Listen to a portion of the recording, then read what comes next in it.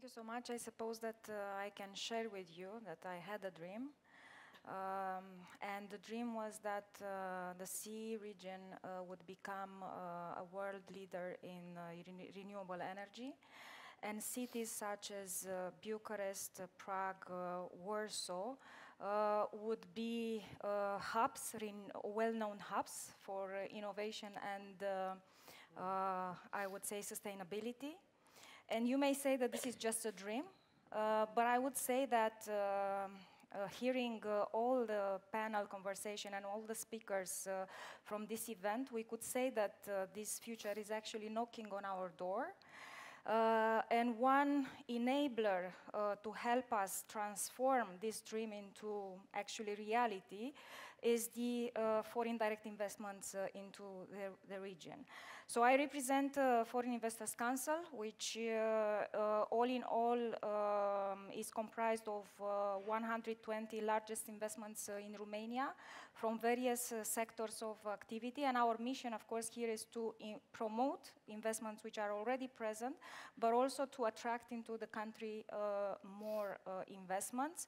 The cumulative turnover of the association represents like a quarter of the GDP, and the taxes that the members are paying represent about 20% of the taxes which are being cashed by the state budget. So I believe that we have a strong commitment towards that, and every 2 years we do an analysis of the FDIs in Romania and in the region.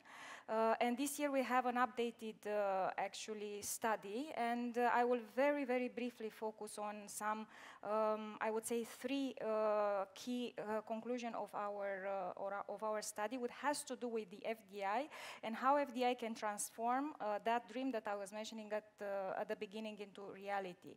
So we analyzed FDI, the correlation between FDI and the competitiveness of the country, FDI and sustainability, FDI and the tax policy.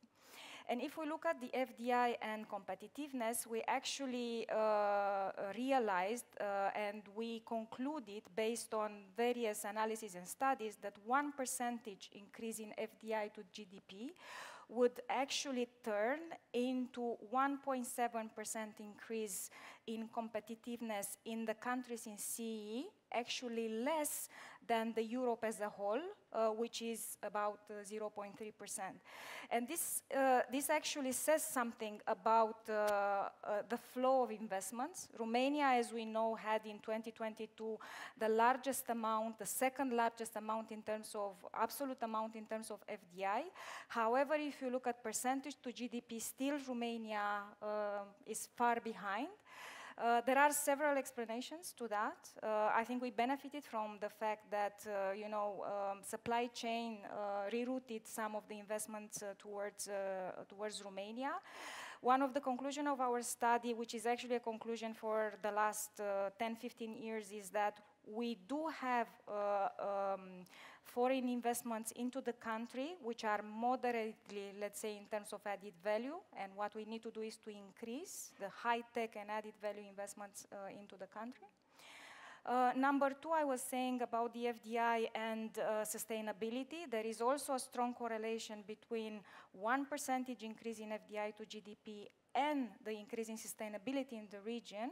And actually what we concluded together with the Academy of Economic Studies is that 1% actually equals to, I would say, 1.8% increase in sustainability in the CEE countries, whereas the impact in Europe as a whole is 0.8%. And one explanation for that is that actually local companies in the region have fewer funds and fewer resources to invest in innovation and added value investments, which actually FDI can complement. Last but not least, of course, there is a direct correlation between FDI and fiscal policy.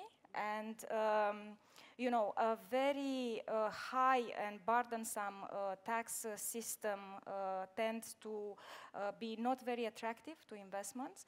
And there is an instrument that we have at the Foreign Investors Council, and this is called Business Sentiment Index, which, following the fiscal package that was announced in Romania last year, if we look at the sentiment was, let's put it a bit in a positive note, was moderately worsened, if I can use that word.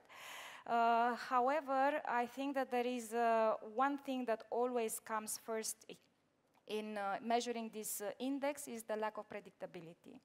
And we didn't have predictability, and if there is one key message that we need to focus as Romania, but also as a region, is to show to the investors a bit more predictability in terms of protecting the investments. Okay, great, thank you.